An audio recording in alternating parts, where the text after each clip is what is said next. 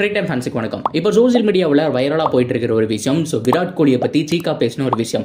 So Rohit Sharma மாதிரி ஆட தயவு செஞ்சு ட்ரை பண்ணாதீங்க, அது உங்களுடைய கேம் கிடையாது, உங்களுக்கு வரவும் வராது அப்படிங்கிற மாதிரி சொல்லியிருக்காரு. ஸோ அந்த ஒரு விஷயத்தை தவறாக புரிஞ்சுக்கிட்டு சோசியல் மீடியாவில் நிறைய பேர் அவங்களுக்கு தகுந்த கருத்துக்களை சொல்லிட்டு வந்துட்டு இருக்காங்க. அதே மாதிரி யுஸ்வேந்திர சகல் பார்த்தோம் அப்படின்னா ஆர்சிபியை தாக்கி பேசியிருக்காங்களா, ஸோ அதனால தான்டா உன்னை எல்லா டீமை விட்டு வெளியில் தூக்கணும்னு சொல்லி ஆர்சிபி ஃபேன்ஸ் சகலை தாக்கி பேசிட்டு இருக்காங்க. ஆக்சுவலாக ஆர்சிபிக்கும் விராட் கோலிக்கும் என்னதான் நடந்தது, எதனால சுத்தி முத்தி விராட் கோலி ஆர்சிபி அடி வாங்கிட்டு இருக்காங்க, இவங்கெல்லாம் என்னதான் சொல்ல வராங்க அப்படிங்கிறத டீடைல் இந்த வீடியோவில் பார்த்து தெரிஞ்சுக்கலாம். அதுக்கு முன்னாடி ஃபர்ஸ்ட் டைம் சேனலுக்கு போறீங்கன்னா மறக்காம சப்ஸ்கிரைப் பண்ணி சப்போர்ட் பண்ணுங்க, அப்போ தான் அப்டேட் எல்லாமே உங்களுக்கு சேரும். சரி வாங்க வீடியோக்குள்ள போகலாம். ஸோ ஃபர்ஸ்ட் ஆஃப் ஆல் நம்ம சகலோட விஷயத்திலிருந்து போயிடலாம். ஸோ சகல் அவர்களை பொறுத்த வரைக்கும் 2 வருஷத்துக்கு முன்னாடி டிராப் பண்ணாங்க. அவரை எப்போ டிராப் பண்ணாங்களோ அன்னையிலிருந்து ஆர்சிபியோட பவுலிங் யூனிட் அடி வாங்கிட்டே இருக்கு. குறிப்பாக ஸ்பின்னர்ஸ் அடி வாங்கிட்டு இருக்காங்க அப்படின்னு தான் சொன்னோம். மேட்ச் வின்னிங் ஸ்பின்னரை எப்படி டிராப் பண்ணலாங்கிற மாதிரி அப்பிருந்தே கேள்விகள் அப்படிங்கிறது வந்துட்டு இருந்துச்சு. இப்போ என்ன பிரச்சனை அப்படின்னு கேட்டிங்கன்னா, சகலை பொறுத்த வரைக்கும் ஆர்சிபி இப்போ கூப்பிட்டாலும் வந்து கேம்ப்ல ஜாயின் பண்ணிக்குவாரு. ஸோ அந்த அளவுக்கு தான் வந்துட்டு ஆர்சிபி மேலே அவ்வளோ லவ் வச்சிருக்காரு.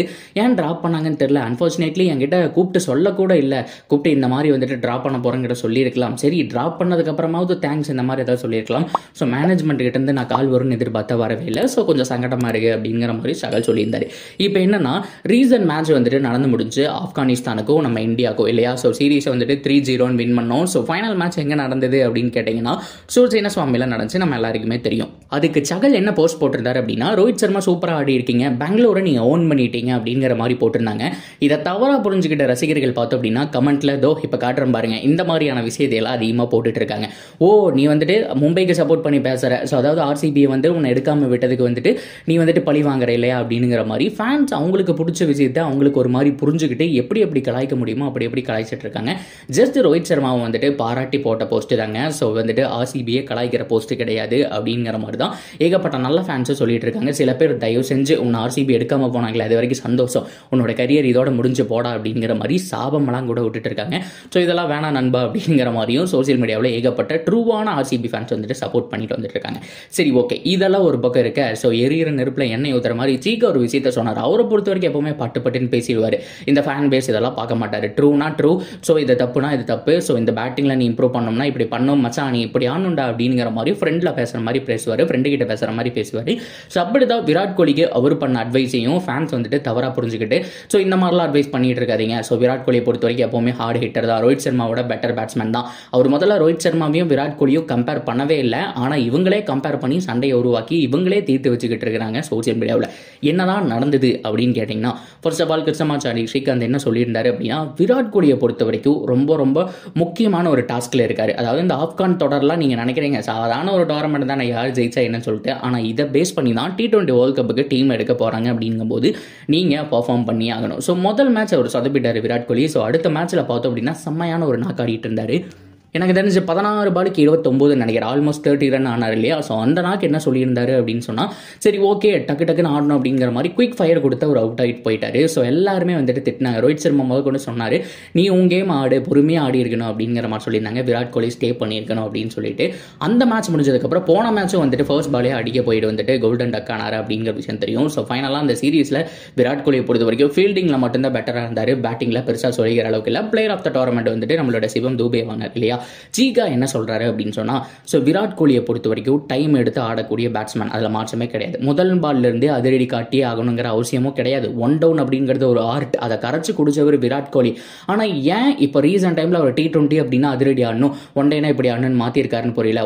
ஒன் டவுனை பொறுத்த வரைக்கும் எல்லா ஃபார்மேட்லேயும் ஆல்மோஸ்ட் ஒரே மாதிரி தான். கேமை வந்துட்டு ஆங்கர் பண்ணி ஃபினிஷர் வரைக்கும் கொண்டு போகணும், இல்லை நீங்களே முடிஞ்சால் ஃபினிஷ் பண்ணி விட்டுறணும். இதுதான் அந்த ஒன் டவுன் ஸ்பாட்டோட வேலை. ஆனால் அவர் ஒவ்வொரு மேட்சை வந்துட்டு அதிரடி ஆடணும், அவங்கள மாதிரி ஆடணும், ஜெய்ஸ்வால்லாம் அடிக்கிறானே அப்படிங்கிற மாதிரி அவருடைய கேமை நேச்சுரல் கேமை மாற்றிட்டாரு. ஸ்ரீகாந்த் மட்டும் இல்லை, ஏகப்பட்ட ஃபேன்ஸ் எல்லாருமே நோட் பண்ணியிருக்காங்க. விராட் கோலியோட கேம் இது இல்லைங்க, பயங்கரமாக சுற்றுறாருங்க, அந்த கவர் ஜெய்வ் அதெல்லாம் போச்சுங்க. ஸோ பயங்கரமாக சுற்றுறாரு, இந்த மாதிரிலாம் சுற்றக்கூடாது அப்படிங்கிற மாதிரி ஃபேன்ஸ் சொல்லியிருக்காங்க. ஸோ எத்தனை பேர் நோட் பண்ணீங்கன்னு தெரியல, நிஜமாலுமே நிறையா சுற்றினாருங்க. ஸோ இந்த ரீசன்ட் டைமில் இருக்கிற இந்த 3 மேட்சை வச்சு பார்க்கும்போது, ஸோ அதில் லாஸ்ட் மேட்ச் கோல்டன் டக் ஆனதுக்கும் அதுதான் ரீசன். ஸோ தயவு செஞ்சு உங்கள் கேம் ஆடுங்க. இப்போ ஜெய்ஸ்வால் கிட்ட போய் சொல்லணும், நீ வந்துட்டு பொறுமையாக ஆடுப்பா அப்படிங்கிற மாதிரிலாம் சொல்ல முடியாது. பிகாஸ் ஓப்பனிங் அப்படிங்கிறத வந்துட்டு அது ரெடியாக ஆடுறதுக்காக தான் ஒரு 5 எரிய ஸ்டார்ட் அந்த 6 ஓவரை யூஸ் பண்ணி ஒரு 50 ரன் அப்படிங்கிற மாதிரி ஓப்பனர்ஸ் அடிச்சு கொடுத்துட்டாங்க அப்படின்னா நீங்கள் ஆங்கர் பண்ணி கொண்டு போகணும். அப்போ நீங்கள் பொறுமையாக தட்டி இப்போ சிவம் தூபேவே சுற்றிட்டு இருந்த ஒரு மனுஷன் இப்போ நிறைய சிங்கிள் ரொட்டேட் பண்ணிட்டு ஒரு ஓவருக்கு ஒரு பவுண்டரி இல்லை 2 பவுண்டரி அடிச்சுட்டு அந்த பக்கம் போய் நின்றுக்கிறாரு. ஸோ அந்த மாதிரி ஆடணும். நீங்கள் ஏன் இப்போ சுற்ற ஆரம்பிச்சிட்டீங்க Virat Kohli? So T20 world cup வேறு வருது, உங்களை நம்பி தான் இருக்கும்.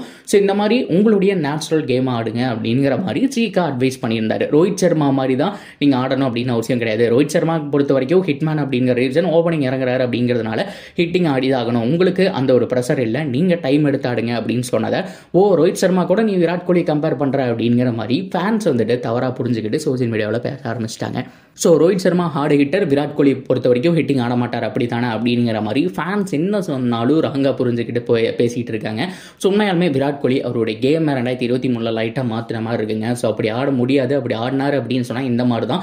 ஸோ கொஞ்சம் டைம் எடுத்துக்குவார். பொறுமையாகவே எப்போவுமே ஆர்சிபி பொறுத்த வரைக்கும் ஒரு 30 பால் 35 பாலில் தான் 50 அடிப்பார்.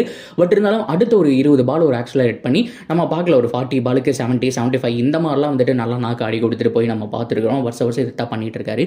ஆனால் இந்த தடவையும் அதை தான் பண்ணணும். ஸோ ஃபர்ஸ்ட் எடுத்த உடனே ஒரு 18 பாலில் வந்துட்டு 30 ரன் அடிச்சுட்டு போயிடலாம் அப்படிங்கிறது அவருடைய பொசிஷன், அவர் இறங்கக்கூடிய அந்த பொசிஷனுக்கு செட் ஆகாது. ஸோ ஃபினிஷராக இருந்தால் அப்படி பண்ணலாம். ஸோ விராட் கோலியை பொறுத்த வரைக்கும் கேம் கடைசி வரைக்கும் எடுத்துகிட்டு போகணும் அப்படிங்கிறது தான் அவர் மட்டும் இல்லாமல் எல்லாருமே சொல்லக்கூடிய விஷயம். ஸோ நீங்கள் எப்படி பார்க்குறீங்க விராட் கோலியோட இன்னிங்ஸ்? அது மட்டும் இல்லாமல் சகலுடைய அவர் ரொம்ப வருத்தப்படுற மாதிரி ஃபேன்ஸ் பேசிகிட்டு இருக்கிறதெல்லாம் என்ன நினைக்கிறீங்க அப்படிங்கிறத கமெண்ட்டில் சொல்லுங்கள். தொடர்ந்து அப்படி சேனலோட இணைஞ்சிருங்க. மறக்காமல் சப்ஸ்கிரைப் பண்ணி சப்போர்ட் பண்ணுங்கள்.